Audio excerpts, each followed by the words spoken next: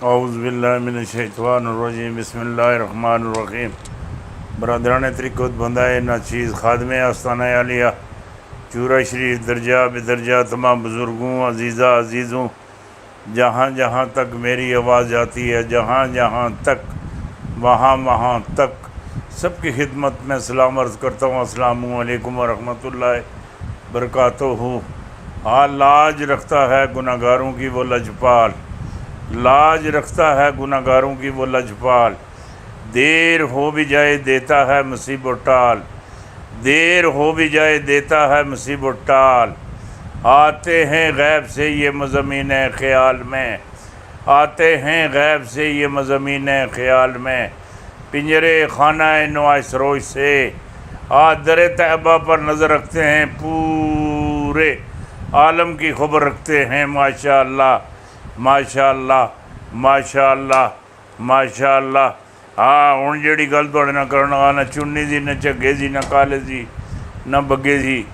पीर पिंजर सुन गल कीती 29 अगस्त 2022 तो अगे दी के गल कीती। माशाअल्लाह माशाअल्लाह माशाअल्लाह। ए महाना महफिल 11वीं शरीफ, महाना महफिल 11वीं शरीफ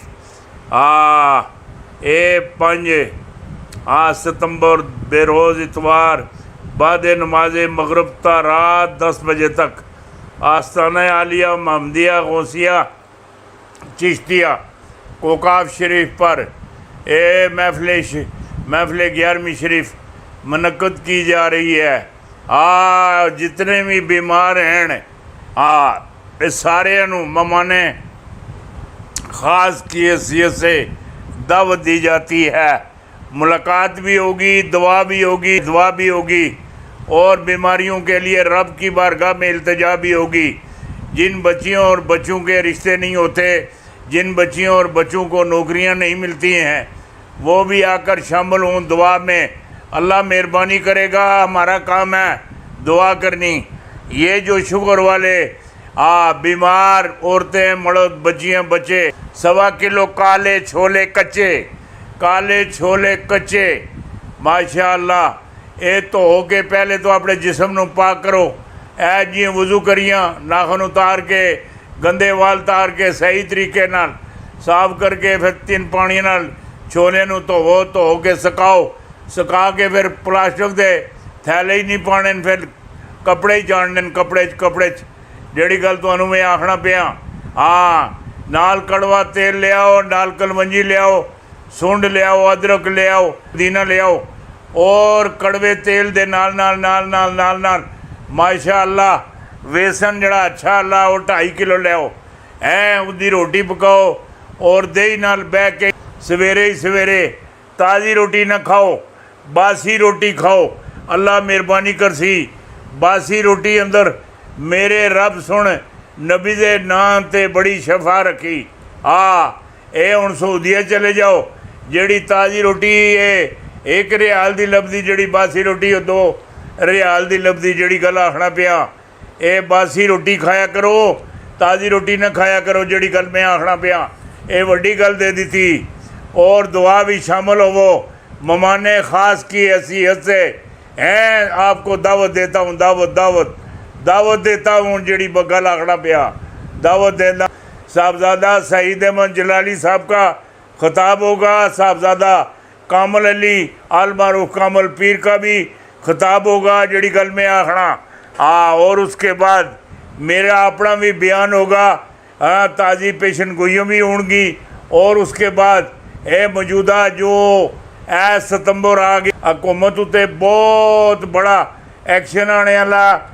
clean soap clean soap clean soap होने वाली माशाअल्लाह। और साढ़े बड़े अच्छे अच्छे इधर शमशाद मंगड़ साहब, साहबजादा अदील अहमद अतारी, साहबजादा अकील अहमद बगदादी ये सारे जितने भी हैं, मोहम्मद याकूब अतारी, खान मोहम्मद साहब, भाई मोहम्मद शौकत, आसफ अब्बासी और उकबा सईद माशाअल्लाह माशाअल्लाह माशाअल्लाह। ये सारे जम्मे गफीर हसन जिहड़े तुहानूं दस दिते ने। 11वीं विच मम्मा ने खास दी हसीयत नाल ਦਾਵਤ ਦੇਣਾ, ਦਾਵਤ ਦੇਣਾ, ਦੁਆ ਵੀ ਲੈ ਲਓ। ਜਿਨ੍ਹਾਂ ਦੇ ਘਰ ਔਲਾਦ ਨਹੀਂ ਉਹ ਸੇਬ ਲੈ ਕੇ ਆਵਣ, ਪਾਣੀ ਲੈ ਕੇ ਆਵਣ। ਅੱਲਾ ਮਿਹरबानी फरमासी, मिहरबानी फरमासी। ਜਿਹੜੀ ਗੱਲ मैं आखना पिया, एक हिंदू लड़की ने हिंदुओं की महफिल में नात शरीफ पढ़कर पूरे इंडिया को हिला दिया। हिंदू पंडित नारे लगाने लगे। ये निकी गल नहीं की वड्डी। हिंदू लड़की ने हिंदुओं की महफिल में नात पढ़कर पूरे इंडिया को हिला दिया। हिंदू पंडित नारे लगाते रहे। माशाअल्लाह माशाअल्लाह। वज़ीर आला परवेज़ इलाही की बड़ी मुलाकात किससे? इमरान खान से इजाज़त मिल गई। शहबाज शरीफ के छुप छुपा कर राबते। ये जड़े मामलात है ये बड़े बहुत बड़े जिहड़ी गल मैं आखना पिया, ये बड़े जड़े मामलात है ये निक्के नहीं है, ये बड़े बहुत बड़े। FIA गले की हड्डी बन गया। पाकिस्तान अरबों डॉलर खो सकता है। खान पर मुकदमा हुकूमत का पाँव कलाड़े पर लग गया। ये हुण तक उन्हें अगे के हुंदा। इमरान खान के खिलाफ झूठ बोलने वाले सहाफ़ियों की गिरफ्तारियों का मौसम आ गया। जीव के सहाफ़ी वकार सत्ती के खिलाफ इंतहाई ख़तरनाक दफ़ा 250 के तहत तो इन्हें मज़हब का मुकदमा दर्ज। सलीम साफ़ी और दीगरों की ग्रुप का भी वक्त पर आ गया। ये वड्डी तुहानूं भी खबर दे दी। माशाअल्लाह। सैलाब की तबाहकारियों कितनी अफराद जान बहाक। कप्तान का टेलीथूफ बड़ा ऐलान मुतवक्के। जेड़ा फंड खान जमा कर सकता कोई नहीं जमा कर सकता। जेड़ी गल मैं आखना हुण मैं तुहानूं एक वड्डी बहुत वड्डी खबर देता पिया। ये मुल्क टुकड़े होने का बयान हकीम सईद।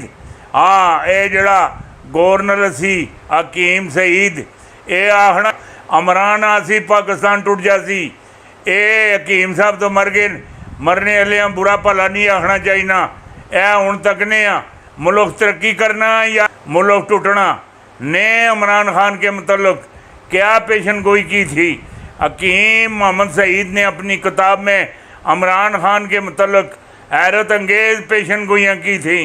ये मैं 88, 99, 91, 91, 92, 93, 95, 96, 97 बेशुमार मैं पेशन गोइयाँ की दियां।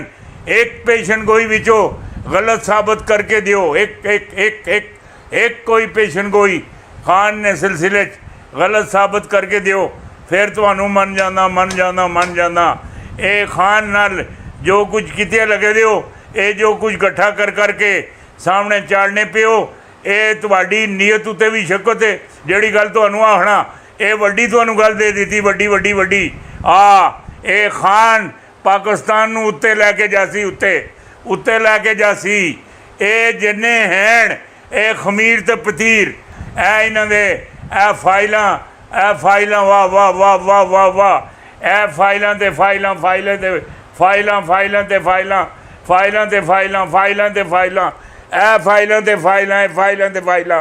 बेशुमार।